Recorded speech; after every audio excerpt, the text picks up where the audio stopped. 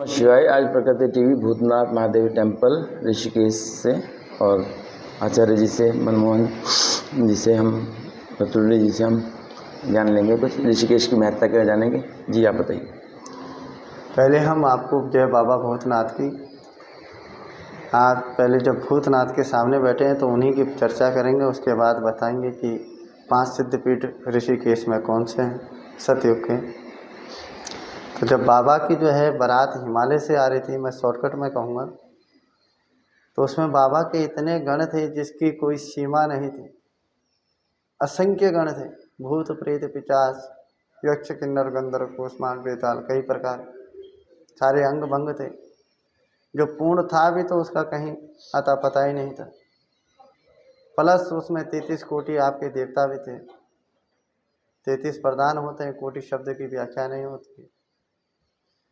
और उसी बारात में आपके जो है उस जमाने के, उस समय के जो है माने जाने तपस्वी ऋषि भी थी। शौनकादि, सूत इत्यादि, सनंदन, सप्तऋषि, 88,000 ऋषि मुनि थे, पर उनका भी कहीं अता पता नहीं था बारात में। अब जैसे सेवक होंगे तो स्वामी का भी वैसा ही श्रृंगार होगा। हम चाहे कितना ही बोलें तब भी कम है। सही बात है। तो जो है कि वस्त्र की जगह पे अनेक प्रकार का तो जो है राख का लेपन हो रहा है। एक से एक प्रकार का जो है भस्म का लेपन हो रहा है, जड़ी बूटी का लेपन हो रहा है, एक से एक सुगंधित। स्वयं पे भी कर रहे हैं और बाबा पे भी कर रहे हैं। मस्त हो रखे हैं, गण भी मस्त हो रखे हैं, बाबा भी मस्त हो रखे हैं, क्योंकि आज दूल्हे बन रहे हैं, क्योंकि दुल्हन को भी लाना है। और श्रृंगार में सांप ही सांप लटक रहे हैं, पूरी जटा बिखेरी हुई ऐसे लग रहे हैं कि हाँ, अति शोभनीय दृश्य लग रहा था, क्योंकि गणों के हिसाब से तो अति शोभनीय था।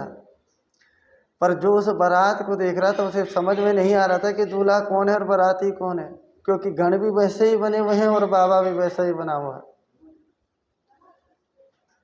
जब बारात वहां से इधर को आ रही थी तो जो भी रास्ते में उस बारात को देखता, चाहे मनुष्य हो, जीव हो, जंतु इत्यादि, सब जो है वैकुंठ को प्राप्त होते, उनकी जीवन लीला वहीं पे समाप्त हो जाती, क्योंकि विचित्र बारात थी। और जो उनकी आवाज़ें सुनता है, एक से एक प्रकार की उद्घोष सुनता है, वो बेहोश पड़ जाता है। कब होश में आए कुछ पता नहीं, 6 महीने में आए कि 6 साल में आए या 20 साल में आए, कुछ पता नहीं। जब बारात वहाँ से यहाँ पे पहुँची, से कहते हैं मणिकूट पर्वत। इस पर्वत का नाम इसलिए मणिकूट पड़ा क्योंकि ये मणिधारी नागों का पर्वत है, इच्छाधारी नागों का। जब महाकाल में विष पी लिया, जब शांति नहीं मिली, तो इसी पर्वत पे आके उनको फिर शांति मिली, तब उनका नाम नीलकंठ पड़ा। जहाँ आज भी भक्त जाते हैं तो नाग ही उनकी रक्षा करते हैं, क्योंकि वो शांति का प्रतीक है और ये उग्र स्वभाव को शांत करने का प्रतीक है। ये अंतर है दोनों जगह में, क्योंकि वहाँ उन्होंने तप किया और यहाँ उनका जो है जो भूत भेष था उसको शांत किया। इसलिए वहाँ जाने में किसी को थकान महसूस नहीं होती है। 12 किलोमीटर पैदल रास्ता है यहाँ से नीलकंठ पर ना, और ये 200 मीटर है यहाँ पे, जो है अच्छे अच्छे कांप जाते हैं आने में। आधे तो रास्ते से वापस हो जाते हैं और आधे जो है आने के बावजूद भी चौकर से जो है कि अंदर प्रवेश नहीं कर पाते हैं। ये प्रभु की लीला है। अब यहाँ से प्रकृति टीवी एक बात पूछता है, जो हमारे शीर्ष नेता हैं जो अक्सर इलेक्शंस के टाइम पे आते हैं, वो उनमें से कोई आते हैं यहाँ पर? तब इस प्रकार से जो है कि जब बारात यहाँ पे पहुँची तो यहाँ पे उनका नाश्ता पानी इत्यादि हुआ। इसलिए इस पर्वत की फागुन महीने के शुक्ल पक्ष की एकादशी को परिक्रमा भी होती है धूमधाम से। और जो कर लेता है इस पूरे पर्वत की परिक्रमा, तो उसके मन में जो भी इच्छा होती है टू जेड, वो उसी दिन पूरी हो जाती है। उसमें धैर्य की परीक्षा होती है। मौन नहीं टूटना चाहिए परिक्रमा करते समय। तो यहीं पे सारी बारात जितने भी थे, क्योंकि ये गुफा थी बहुत बड़ी, तो यहाँ पर जो है कि सारी बारात का नाश्ता पानी इत्यादि हुआ। फिर उसके बाद जो है यहाँ से शगुन लेके सप्तऋषि गए प्रजापति दक्ष के दरबार में। वहाँ पहुँचे, वहाँ उनका अतिथि सत्कार हुआ धूम धड़ाके से। जब उनका जो है स्वागत हुआ, उसके बाद उन्होंने बोलना स्टार्ट किया। और जब बोलना स्टार्ट किया तो जितनी वहाँ राजा के दरबारी थे, जितने प्रजागण थे, जितने रिश्तेदार बुलाए हुए थे, जो जिस अवस्था में था वो उसी अवस्था में लमलेट हो गया, बेहोश हो गया, डर के मारे कि कैसी बारात आ रही है। सप्तऋषि उनको जो है अपने तपोबल से फिर जो है सही करते, फिर वो भय के मारे बेहोश हो जाते। मन में भय उत्पन्न हो गया कि इतना बड़ा राजा और कैसा दामाद जिसका आगे नाथ न पीछे चला, और बारात ऐसी की सारी अंग भंग है, जो पूर्ण है उसका तो पता ही नहीं किस कोने में, किस छोर में, किस दिशा में। जब इस प्रकार से जो है कि वहाँ खलबली मच गई तो तब सप्तऋषियों ने जो है भगवान नारायण का आह्वान करना पड़ा कि प्रभु अब इस लीला को समाप्त करिए। तब श्री हरि के द्वारा यहीं पर भगवान भोलेनाथ का मंगल स्नान हुआ, क्योंकि जब उन वहाँ से सप्तऋषियों ने कह दिया कि प्रभु जो पीछे हुआ भूतकाल में, भूत माने जहाँ से बारात स्टार्ट हुई थी, जो वहाँ हुआ वही अब वर्तमान में हो रहा है। अगर यहाँ बारात पहुँच गई तो फिर जिस भविष्य के लिए आप शादी करें उसे देखने वाला कोई नहीं हुआ। तब जाकर के जो है नारायण के द्वारा यहीं पर उनका मंगल स्नान हुआ। मंगल स्नान करने के बाद सभी भूत प्रेत पिशाच जितने गण थे सबको यहीं छोड़ना पड़ा। तब यहाँ से सिर्फ देवता ऋषि मुनि और जो उनके मेन गण थे वही बारात में गए हरिद्वार। तब वो शादी संपन्न हुई, कुछ समय तक रही।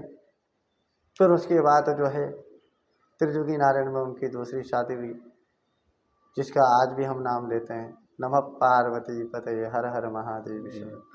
क्योंकि जो जीवित होता है उसी का नाम लिया जाता है, क्योंकि सती का नाम लुप्त हो गया था अग्नि के साथ में।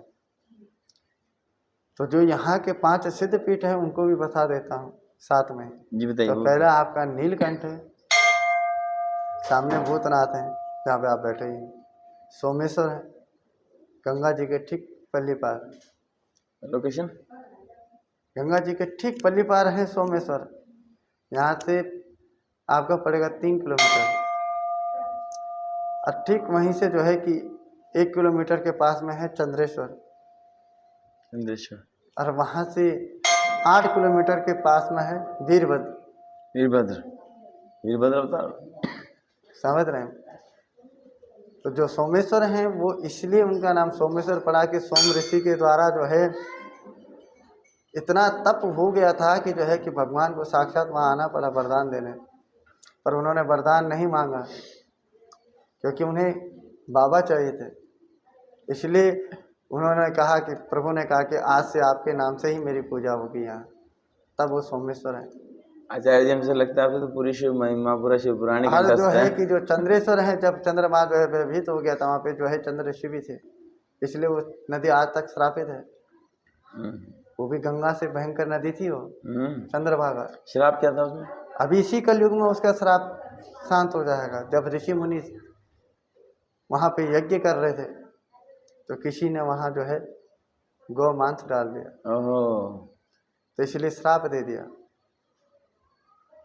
कि जाओ।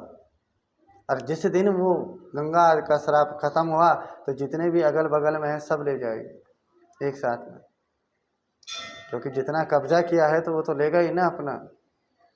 अब लास्ट में है आपका वीरभद्र, जो आपका एम्स के बगल में है। जब माता एम्स के बगल में जब माता सती को जो है कि वो हो गया था तो वीरभद्र जब प्रकट हुए थे तो वहीं पे हुए थे। Oh my God, इतना बड़ा रहस्य ये लोग जाते हैं। प्रकट हुए तब फिर वहीं से जब शांत नहीं हुए तो तब कहाँ भेजना पड़ा उन्हें? बनारस, काशी।